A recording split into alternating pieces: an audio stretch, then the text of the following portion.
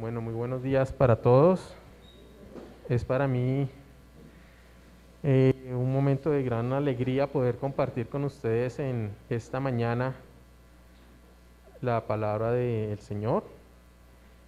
Después de mucho tiempo ya sin enseñar, sin predicar aquí en la iglesia de forma presencial, entonces es para mí un gran privilegio poder acompañarlos en esta mañana. Vamos a estar compartiendo en esta mañana un mensaje que he titulado Perfectos para siempre.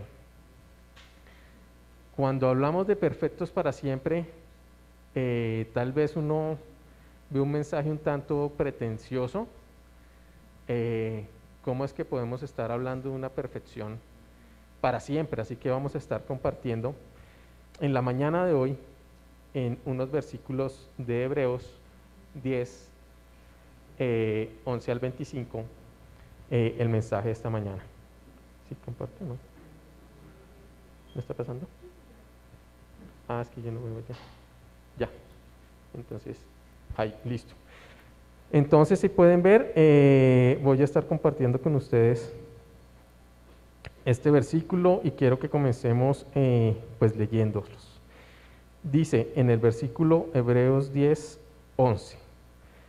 Todo sacerdote celebra el culto día tras día, ofreciendo repetidas veces los mismos sacrificios que nunca pueden quitar los pecados.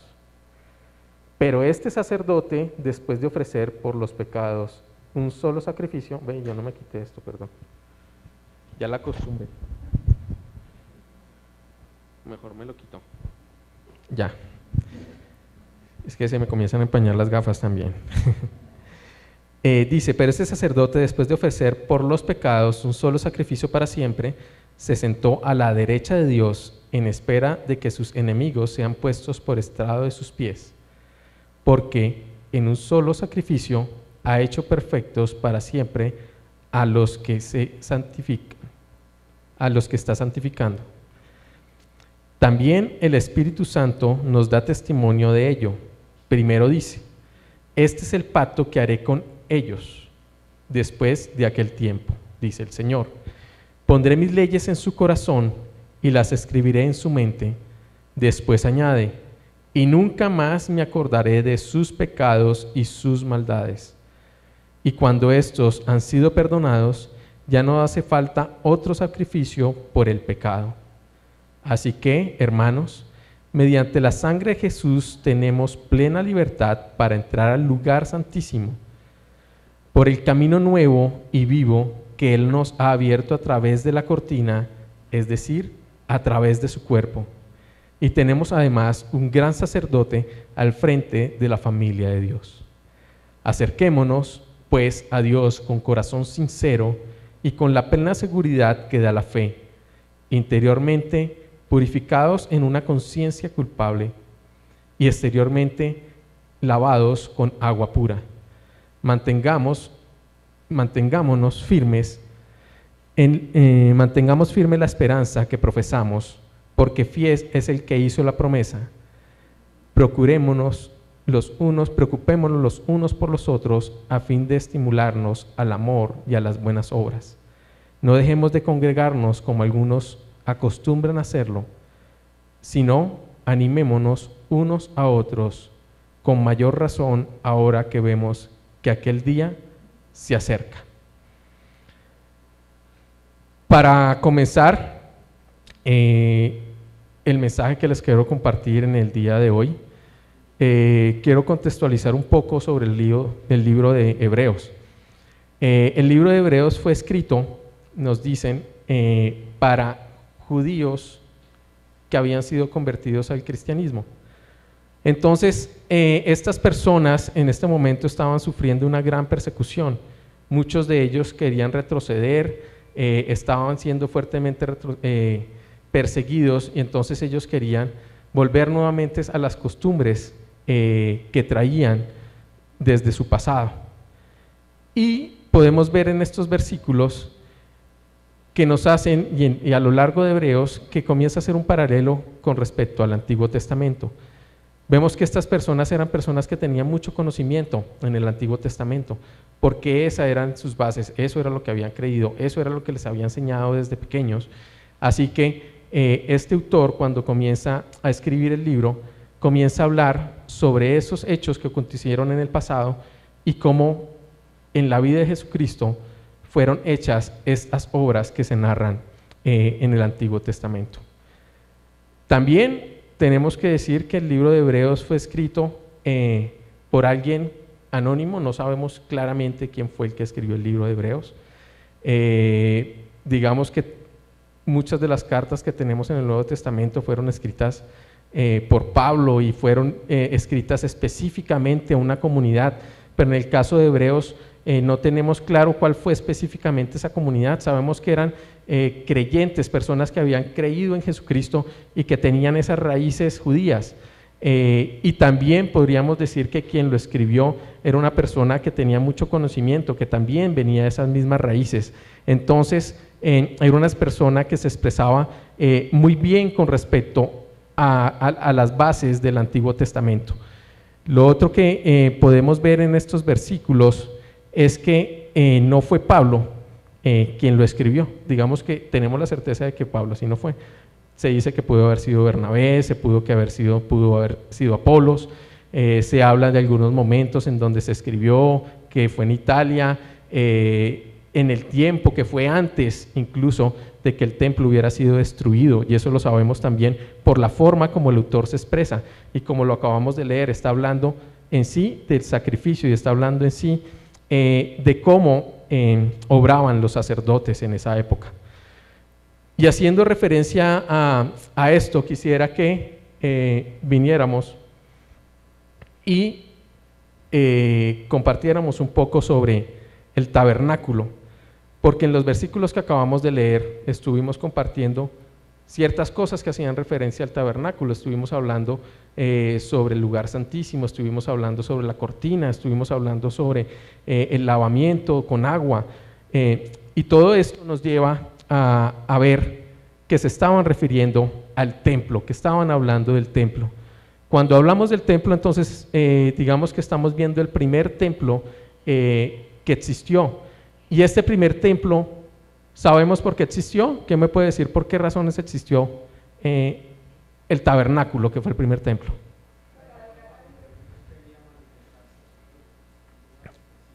Exactamente, digamos que Dios siempre tuvo la necesidad y quería habitar en medio de su pueblo. Así que el tabernáculo fue el lugar que Él diseñó para poder habitar en medio de su pueblo. Él quería estar en la presencia, quería habitar con ellos.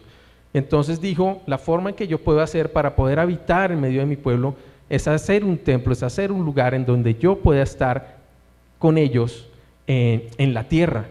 Y fue así como les dijo entonces que hicieran el tabernáculo. Y cuando vemos el tabernáculo, pues vemos un lugar en donde el Señor, Dios descendía, pero también vemos un lugar que fue hecho de acuerdo a las ordenanzas que Él mismo le dio a Moisés. Cada uno de los objetos, cada uno de los elementos, cada una de las dimensiones, cada una de las telas fueron dispuestas, fueron colocadas, fueron fabricadas de acuerdo a las disposiciones que Jesús les dijo que hicieran. Y cada uno de estos elementos, también podemos verlo, tienen un significado con respecto a la obra del Señor y de Dios en medio de su pueblo. Entonces es así como podemos ver, digamos que a la entrada, no sé si está, sí está. Aquí digamos que podemos ver todo el templo, y a la entrada podemos ver aquí el arca de la ofrenda, y aquí en esta parte de acá está la fuente de cobre. Aquí pues lógicamente era donde ellos hacían las ofrendas, los sacrificios, y en este lugar era donde el sacerdote tenía que lavar sus manos, tenía que lavar sus pies antes de poder entrar al lugar santo.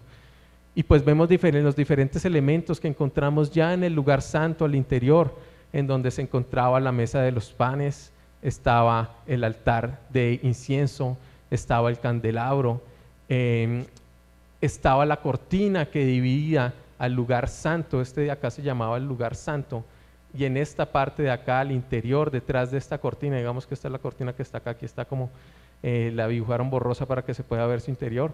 Esta gran cortina cubría, y era una cortina bastante gruesa que impedía que los hombres entraran en contacto directo con Dios, porque cuando ellos entraban en contacto directo con Dios podrían llegar a morir si no entraban de las formas como Él mismo había estipulado que entrasen. Y ya al interior podemos ver el arca y podemos ver también el propiciatorio, que era en este lugar en donde estaba la presencia misma de Dios. Entonces, cuando estamos hablando del templo, estamos hablando del tabernáculo, estamos hablando de una institución, de unas formas que les dio Dios para que Él pudiera habitar en medio de su pueblo, para que Él pudiera estar en medio de ellos y ellos pudieran sentir y ver la presencia de Dios, porque nos dicen que la presencia de Dios estaba allí en medio del altar. Ellos podían, y el pueblo podía ver la presencia de Dios, podían ver una nube que cubría, que estaba sobre el templo, y también una columna de fuego estaba sobre este. Entonces ellos podían ver la misma presencia del Dios obrando al frente de sus vidas. Cuando estamos hablando de estos versículos, nos damos cuenta que estamos hablando de un sacerdocio humano, un sacerdocio terrenal, algo que Dios había instituido para que pudiera estarse relacionando con los hombres. Pero cuando vemos esto, lo otro que podemos encontrar es que ese sacerdocio era un sacerdocio imperfecto. Y nos dice en el versículo 11, todo sacerdote celebra el culto día tras día, ofreciendo repetidas veces los mismos sacrificios que nunca pueden quitar los pecados. Vemos que a pesar de que esa era la voluntad de Dios, de que ellos tenían que limpiar sus pecados para poder entrar en la presencia del Señor, era necesario que día tras día ellos hicieran sacrificios. Y una vez al año, Dios permitía que el gran sumo sacerdote entrara a su presencia y pudiera expiar los pecados de todo el pueblo, pudiera limpiar los pecados de absolutamente todo el pueblo. Viendo, digamos que, cómo era este proceso, cómo obraba Dios en medio, podemos ir a Levíticos en 16, 1 al 7 nos dice: el Señor le habló a Moisés después de la muerte de los hijos de Aarón, quienes murieron al acercarse imprudentemente al Señor. Le dijo el Señor a Moisés: dile a tu hermano Aarón que no entre en cualquier hora en la parte del santuario que está detrás de la cortina, es decir, delante del propiciatorio que está sobre el arca. No sea que cuando yo aparezca en la nube por encima del propiciatorio, no sea que muera cuando yo aparezca en la nube encima del propiciatorio. Aarón deberá entrar en el santuario con un novillo para el sacrificio expiatorio y un carnero para el holocausto. Se pondrá la túnica sagrada de lino, la ropa interior de lino, se ceñirá con la faja de lino y se pondrá la tiara de lino. Estas son las vestiduras sagradas que se pondrá después de haberse bañado con agua. De la comunidad de los israelitas, Aarón tomará 2 machos cabríos para el sacrificio expiatorio y un carnero para el holocausto. Después de que haya ofrecido el novillo del sacrificio expiatorio como propiciación por él y por su familia. Entonces vemos que lo primero que tenía que hacer el sacerdote era expiar sus pecados y la de su familia, para poder después de eso sí poder ingresar al lugar santísimo y expiar los pecados del resto del pueblo. Y nos dice que puede entrar ¿cuándo? ¿Puede entrar en cualquier momento al lugar santísimo? Puede entrar cuando ellos quieran. Puede entrar en las condiciones que Él quiera. El Señor en Éxodo y en Levítico vemos cómo hizo cada uno de los objetos, y también nos dice cómo era que tenían que hacer el culto para poder ingresar Aquí nos da unas pequeñas muestras, aquí nos dice cómo se tenían que vestir, que se tenían que bañar, que se tenía que limpiar sus manos, se tenía que limpiar sus pies, porque si no lo hacían podría morir en la presencia de Dios.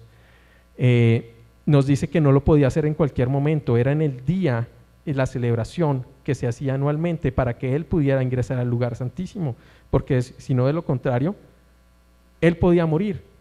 Es decir, que ese sacerdote, sumo sacerdote, era una tarea suave, tranquila, relajada, que todos quisiéramos estar haciendo. Es posible que cuando entráramos al otro lado de la cortina pudiéramos pasar y quedar con vida o quedar inmediatamente fulminados porque íbamos a entrar a la presencia misma de Dios. Entonces, la Biblia nos habla, nos muestra que habían unas condiciones específicas que se debían cumplir para poder llegar a entrar a ese lugar santísimo y estar en la presencia de Dios. Cuando vemos esos versículos, comienza en el versículo 16, dice: el Señor habló a Moisés después de la muerte de los 2 hijos de Aarón, quienes murieron al acercarse imprudentemente al Señor. O sea que había gente que se había muerto al intentar entrar en la presencia del Señor. Resulta que en la historia de los 2 hijos de Aarón dice: Nadab y Abiú, esto es en el versículo, en el capítulo 10, 1, dice: hijos de Aarón tomaron cada uno su incienso y poniendo en ellos fuego e incienso, ofrecieron ante el Señor un fuego que no tenían por qué ofrecer, pues él no se lo había mandado. Entonces salió de la presencia del Señor un fuego que los consumió y murieron delante de él. Esto ocurrió tan solo 8 días después de que tanto Aarón como sus hijos habían sido designados los sacerdotes, de 7 días después de que ellos estaban comenzando apenas su trabajo de sacerdocio. Y 7 días después ocurre que ellos cometen un error. Digamos que la Biblia habla, la Biblia no, los eruditos en la ley dicen que muy posiblemente era que ellos estaban tomados, se les habían subido los humos a la cabeza y muy posiblemente habían hecho algo en sus propias ideas y no de acuerdo a la conformidad a lo que había estipulado el Señor. ¿Y por qué lo dice eso? Porque cuando vamos leyendo, vamos avanzando, lo siguiente que habla es sobre el culto y el licor, y dice: el Señor le dijo a Aarón: ni tú ni tus hijos deben beber vino ni licor cuando entren en la tienda de reunión, pues de lo contrario morirán. Este es un estatuto perpetuo para tus descendientes, para que puedan distinguir entre lo santo y lo profano, y entre lo puro y lo impuro. Entonces, es muy probable que esa haya sido la razón por la que estos 2 hijos, conociendo, teniendo toda la enseñanza y teniendo los principios de lo que tenían que hacer, terminaron fulminantemente muertos delante de la presencia del Señor por no obrar y por no hacer las cosas conforme a Dios, conforme a como Dios se los había estipulado. Entonces, cuando vemos este tipo de sacerdocio, lo que vemos es una serie de rituales que se tienen que repetir, que se tienen que hacer día tras día, que se tienen que hacer año tras año, que se tienen que hacer conforme a como Dios ha dicho que se tienen que hacer, porque de lo contrario pueden terminar muertos delante de Dios. Y vemos que también se hace una y otra vez y se hace repetidamente, porque pues son ellos quienes tienen que limpiar el pecado de sus vidas. Vemos entonces que este es un sacrificio que desde el comienzo se sabía que no iba a comenzar bien, era un sacerdocio que estaba hechos por hombres, y a lo largo de los años, hasta antes de cuando la destrucción del templo, se puede ver que los hombres siguieron faltando, los hombres siguieron fallando, los sacerdotes no eran conforme a la voluntad ni al corazón de Dios, y muchos de ellos terminaron, como estamos viendo, terminaron sencillamente muertos por no seguir las ordenanzas ni la voluntad de Dios. Así que era un sacerdocio completamente imperfecto. ¿Cómo sigue entonces los versículos que vemos hacia adelante? Nos habla de un sacerdocio que sí fue un sacerdocio perfecto. Nos habla de un sacerdocio que sí pudo limpiar los pecados, dice en el versículo 12. Pero este sacerdote, después de ofrecer los pecados, por los pecados, un solo sacrificio para siempre, se sentó a la derecha de Dios en espera de que sus enemigos sean puestos por estrado de sus pies. Entonces, ¿qué es lo primero que nos dice? Hay un sumo sacerdote que sí es capaz de limpiar los pecados de todos. Y además de eso, ese sumo sacerdote está sentado a la derecha de Dios. Cuando vemos a ese sacerdocio imperfecto, vemos a hombres que tienen que estar trabajando día a día constantemente, haciendo sacrificios para la purificación de los pecados. Cuando vemos a Jesús, vemos en él un sacerdote que con su sacrificio ya limpió completamente nuestros pecados, ya sanó y limpió los pecados de nosotros, y por lo tanto está sentado a la derecha del Padre. Vemos digamos que si hacemos un símil entre lo que hace un sacerdote terrenal y lo que hace un sacerdote hace el Señor, Él ya cumplió la obra. Vemos una persona que terminó la obra, que por ese sacrificio ha terminado y ha dejado nuestras vidas limpias y ya terminó. Pero además de eso vemos a alguien que está sentado ¿en dónde? En el trono del Padre, a la derecha del Padre, dice. ¿Qué quiere decir esto? Que Él también es un rey. Él no solamente es Jesús, Él también es un rey y está obrando como tal. En ese momento el Señor está sentado y está obrando como un rey. Él reina sobre todos nosotros y Él reina también, como nos dice aquí, sobre sus enemigos, porque con un solo sacrificio ha hecho perfectos para siempre a los que ha santificado. Quiero hacerles una pregunta aquí, y es que muchas veces nosotros podemos creer que ese sacrificio que fue hecho por nosotros no fue suficiente. Muchas veces nosotros podemos creer que tenemos algún pecado en nuestra vida y ese pecado nos impide llegar a la presencia del Señor, que ese pecado no puede ser sanado, que ese pecado no puede ser limpiado, que es algo tan oculto, tan oscuro que tenemos en nuestra vida que no puede ser limpiado. Y la palabra lo que nos dice es que Él limpió absolutamente todos nuestros pecados con la obra que hizo en la cruz.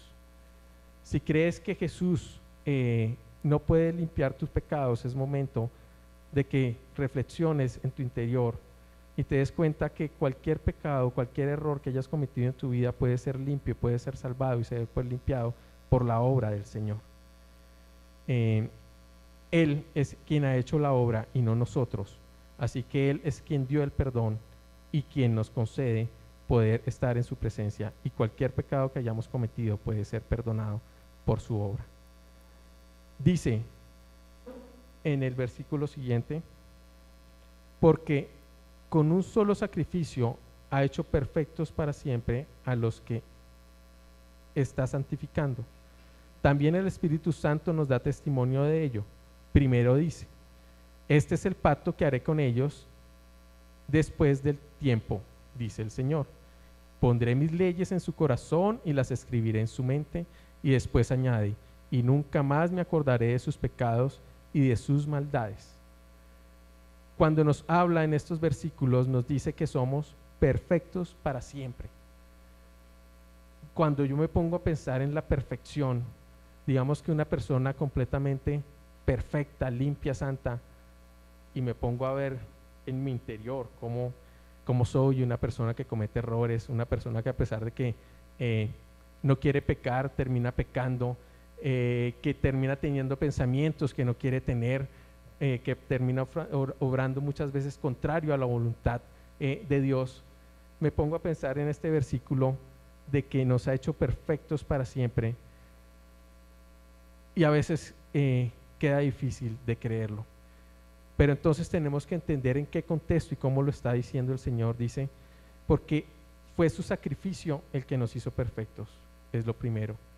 Y dice, a los que está santificando.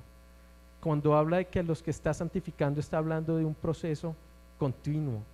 Nosotros no hemos sido santos ya, ni hemos hecho santos. Nosotros estamos en un proceso, en un camino en el que estamos conociendo, en el que estamos en una búsqueda de Dios, en el que estamos en una búsqueda de su palabra, de su conocimiento, y que queremos comenzar a obrar y a caminar conforme a la voluntad del Señor en nuestras vidas. Y entonces estamos en un proceso continuo, estamos cada día aprendiendo y nos estamos santificando, y el Señor dice, Él nos está santificando, pero además de eso nos dice que puso sus leyes en nuestro corazón y en nuestra mente. Cuando el Señor murió y se fue, Él dejó con nosotros su Espíritu Santo, y es su Espíritu Santo quien coloca su palabra en nuestros corazones y en nuestras mentes, y es su Espíritu Santo quien nos ayuda a caminar y obrar y a buscar su voluntad y a andar en su presencia y a andar en su voluntad. No somos nosotros mismos lo que lo logramos hacer conforme a nosotros, sino que es el Señor quien ha decidido colocar sus leyes y colocarlos en nuestro corazón y en nuestra vida. Dice, mas no me acordaré de sus pecados y de sus maldades. El Señor ha sido bueno con nosotros. El Señor, así como nos permite ser perfectos por su gracia, por su sacrificio, por su amor en la obra, asimismo permite que nosotros seamos limpios y que sus leyes estén en nuestros corazones, que todos nuestros pecados puedan ser perdonados por su obra de amor y de misericordia. Dice en el versículo 18, y cuando estos han sido perdonados, y cuando estos han sido perdonados, no hace falta otro sacrificio por el pecado. Como les comentaba, esta carta estaba siendo escrita a un pueblo, a ciertas personas que estaban en este momento siendo perseguidos y que muy seguramente querían retroceder, muy seguramente querían salir corriendo para que no los persiguieran, para estar más tranquilos. Y lo que les decía el Señor es que Él les estaba dando una oportunidad mejor, que cuando gracias al perdón que les había dado, no era necesario llegar a hacer más sacrificios. Si ellos volvían atrás, tendrían que volver a seguir haciendo sacrificios, tendrían que volver a seguir esperando que el sumo sacerdote fuera a este lugar, al lugar santísimo, y pidiera el perdón por ellos. Pero aquí lo que les decía era, ya no es necesario que hagas más sacrificios. En este caso, yo ya he hecho los sacrificios y ya te he perdonado, y no es necesario que hagas ningún sacrificio más por el perdón de tus pecados. El Señor ya perdonó todos nuestros pecados. Así que la pregunta que quisiera hacerles en esta mañana con respecto a esto es si realmente hemos creído que el Señor ha perdonado todos nuestros pecados, que el Señor ha limpiado toda nuestra maldad y Él puede sanar y puede limpiar esas obras que nosotros creemos que no podemos llegar a limpiar, y que el pecado no puede llegar a limpiar en nuestra vida. Y continúo con el versículo 19, donde dice, así que hermanos, mediante el sacrificio, mediante la sangre de Jesús, tenemos plena libertad para entrar en el lugar santísimo por el camino nuevo y vivo que nos ha abierto a través de la cortina, es decir, a través de su cuerpo, y tenemos además un gran sacerdote al frente de la familia de Dios. Aquí seguimos hablando de esta perfección que el Señor nos da en su voluntad y en su libertad. Dice, tenemos plena libertad para entrar al lugar santísimo. Hace un momento, cuando hablábamos del tabernáculo, hablábamos de que quienes podían entrar. Solamente podía entrar un hombre y podía entrar solamente una vez al año. Aquí dice, tenemos plena libertad para entrar al lugar santísimo. Tenemos que entender que hoy, gracias a la obra del Señor, nosotros podemos entrar en su presencia en cualquier momento, cuando nosotros lo queramos, cuando nosotros lo consideremos, podemos entrar en la presencia de Dios. Y podemos entrar no porque nosotros seamos santos, ni dignos, ni limpios, ni nuestras obras sean tan santas que nos merecemos entrar, sino que podemos entrar en la presencia de Dios porque el Señor es quien nos permite, mediante su sangre, poder entrar con libertad a este lugar santísimo. Ese sacrificio que se hacía con los carneros, que se hacía con los animales, es un sacrificio que se hizo una vez con la vida de Jesús y nos permite que nosotros tengamos entrada. Pero no solamente nos dice eso, dice: por el camino nuevo y vivo que nos ha abierto a través de la cortina, es decir, a través de su cuerpo. La Biblia nos dice que cuando Jesús murió en la cruz, ¿qué ocurrió? Dice que se rompió el velo, se rompió esa cortina que estábamos viendo, que separaba el lugar santo del lugar santísimo, que si se llegaba a abrir inmediatamente, cualquier persona que estuviera del otro lado podría morir por la misma presencia de Dios. Esa misma cortina nos dice que fue rota, así como el Señor fue rasgado allí en la cruz, y después de eso las cortinas son rasgadas y es abierto el lugar santísimo. Nos dice que es a través de su cuerpo que nosotros podemos entrar a ese lugar santísimo. Es la obra del Señor la que nos permite a que nosotros entremos a ese lugar santísimo y podamos estar en su presencia. Y es algo que el Señor nos ha dado y que nos permite que nosotros podamos hacer hoy y que podemos hacer si estamos y si creemos en la obra que Él ha hecho. Y digamos que para finalizar en estos versículos dice: y tenemos además un gran sacerdote frente a la familia de Dios. Ya no es un sacerdote humano que se equivocaba, que fallaba, que erraba, que podía morir, que pecaba como nosotros, que tenía que expiar sus pecados a sí mismo antes de poder expiar al del pueblo, sino que estamos viendo a un sacerdote, al sumo sacerdote, que habla de la Biblia, que es por sacerdote no como estos que son los de Leví, que vienen de la tribu de Leví, sino que este es el sacerdote por la orden de Melquisedec. Nos dice la Biblia que es un sacerdote diferente, y nos dice que este es el sacerdote que tenemos al frente de la familia de Dios, y ya vamos a ver más adelante por qué nos habla de la familia de Dios. Dice: acerquémonos pues con corazón sincero y con plena seguridad que da la fe, interiormente purificados en una conciencia culpable y exteriormente lavados con el agua. ¿Cómo tenemos que acercarnos entonces a la presencia de Dios? Con un corazón sincero, con un corazón que busca al Señor de una forma sincera, con un corazón que entiende que es humano, que entiende que se equivoca, que entiende que falla, que entiende que está en ese camino de la perfección, que está en ese camino de la santidad, que está buscando la presencia de Dios, que tiene que buscar a través del Señor esa salvación, que no es en sus fuerzas, que no es en sí mismo que va a poder encontrar la salvación, sino que es gracias a un corazón sincero y dispuesto que puede llegar a la presencia de Dios. Y dice: con la plena seguridad que da la fe. Tenemos que creer que ese sacrificio fue suficiente para el perdón de nuestros pecados. Tenemos que creer que esa obra que hizo el Señor fue suficiente para que podamos ser santos, para que podamos ser perfectos para siempre, como lo dice su palabra. Dice: purificados de una conciencia culpable. Muchas veces nuestra mente nos puede llegar a ganar. Muchas veces las necesidades, los problemas, las inquietudes, todas aquellas cosas que llegan a perturbar en nuestra mente nos pueden y nos llegan a separar del Señor. Nos dice que tenemos que purificarnos de esa conciencia que nos hace culpables. Tenemos que limpiar esa conciencia y poderla llevar a la presencia del Señor, y que sea el Señor que nos permita ver que no es por nosotros mismos, sino que solamente por la obra redentora que Él ha hecho.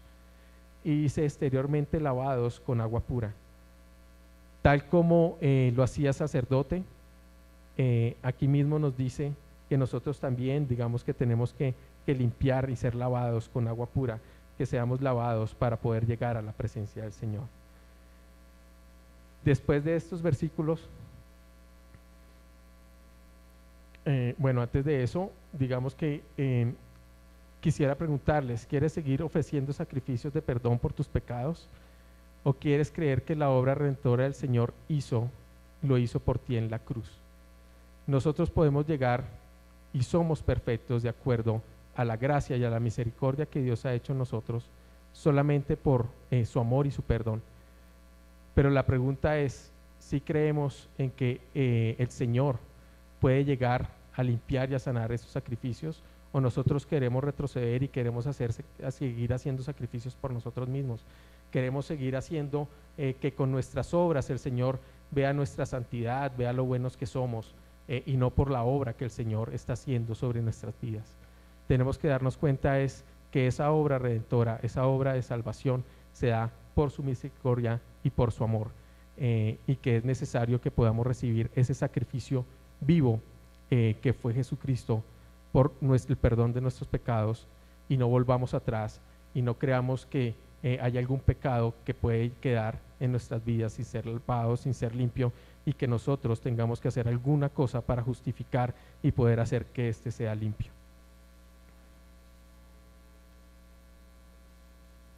Para terminar, los versículos comienzan a hablarnos de algo completamente diferente. Venimos hablando del sacerdote, venimos hablando de la obra del Señor, qué fue lo que hizo el Señor, y tal vez cuando comenzamos a leer los versículos siguientes podemos decir como que está comenzando a hablar de algo completamente diferente, pero tenemos que entonces comenzar a mirar la palabra, profundizar en ella para poder entender qué es lo que quiere decirnos en este momento el Señor y el escritor con esto. Dice: mantengámonos firmes la esperanza que nos profesamos, porque fiel es el que hizo la promesa.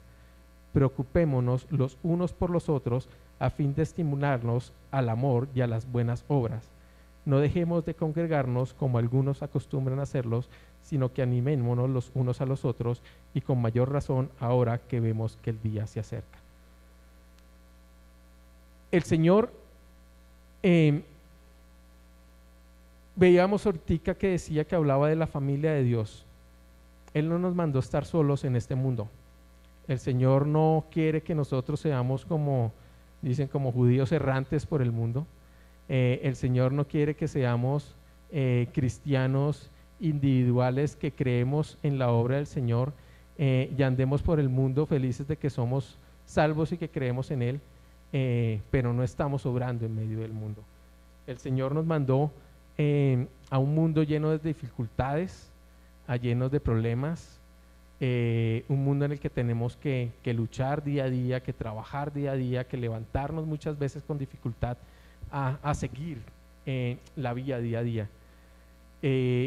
Hemos estado viviendo un año, un año largo ya, lleno de dificultades, lleno de problemas, que ha impedido que incluso nos pudiéramos llegar a congregar, que pudiéramos llegar a estar aquí reunidos, que pudiéramos estar juntos. La Biblia nos llama a preocuparnos los unos por los otros.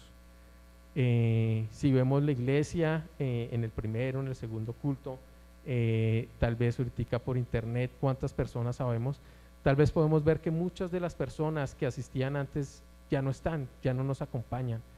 Los motivos, muchos pueden ser. La misma pandemia, preocupaciones, pereza, no sé, pueden haber muchos motivos por los cuales hoy muchas personas no estén congregándose. Pueden tener miedo, pueden estar enfermos. Son muchas las razones por las que podemos dejar de tener a muchas de estas personas acompañándonos hoy, pero la Biblia nos insta a que tenemos que estar los unos con los otros, que apoyarnos los unos con los otros. Quiero leer un escrito que hizo un filósofo, se llama Albert Camus, y él escribió, dice: no camines detrás de mí, puede que no te dirija. No camines frente a mí, es posible que no te siga. Simplemente camina a mi lado y sé mi amigo. El Señor nos llama a que caminemos los unos al lado de los otros. El Señor nos llama a que nos podamos apoyar los unos a los otros. El Señor nos llama a que nos animemos los unos a los otros. En medio de esta pandemia, poder comunicarnos, poder estar pendientes los unos de los otros no fue nada fácil, no fue un tema muy fácil de llevar. Y incluso con nuestros mismos familiares no tuvimos una comunicación tan fluida como la teníamos muchas veces. y podemos haber vivido situaciones complejas en este tiempo que no nos permitían comunicarnos. Hoy en esta palabra el Señor nos hace un llamado a que podamos preocuparnos los unos por los otros y que nos motivemos los unos por los otros y que nos motivemos a qué, nos motivemos a hacer su obra, que nos motivemos a llevar su amor, que nos motivemos a hacer las buenas obras del Señor en los demás. Hemos sido llamados como iglesia para poder compartir este mensaje de la verdad, este mensaje de amor a los demás. Hemos sido llamados para que podamos salir y compartir con otros esas necesidades que tienen, compartirles que hay alguien que puede darle paz y tranquilidad a su corazón. Tal vez no siempre se solucionen los problemas, pero sí hay un Señor, un Dios que puede llegar a darle paz y tranquilidad a su vida. Nos tenemos los unos a los otros para caminar. Antes el sumo sacerdote era quien podía entrar a la presencia de Dios. Ahora somos todos como iglesia quienes podemos entrar a la presencia de Dios. Y cuando lo hacemos juntos, cuando nos apoyamos los unos a otros, cuando llevamos a otros a la presencia de Dios, Él se satisface de la obra que estamos haciendo. Esta obra no solamente es para nuestras vidas, esta obra es para que otras vidas sean transformadas. Muchas veces nos metemos en nuestra individualidad, en nuestras necesidades, en lo que demanda de mí, en lo que tengo cada día, pero el Señor no nos ha llamado a eso. El Señor aquí nos habla de que tenemos que preocuparnos los unos por los otros y que debemos procurar hacer la obra del Señor. Y también nos llama a no dejar de congregarnos. Ya hoy, cuando salimos a la calle, volvemos a ver las calles nuevamente abarrotadas, el tráfico complicado, volvemos a tener esos mismos recorridos largos de tráfico de nuestro trabajo a la casa, de la casa al trabajo, aquellos que ya nos estamos movilizando. Creo que cada vez más y más personas tienen que estar yendo a sus trabajos nuevamente.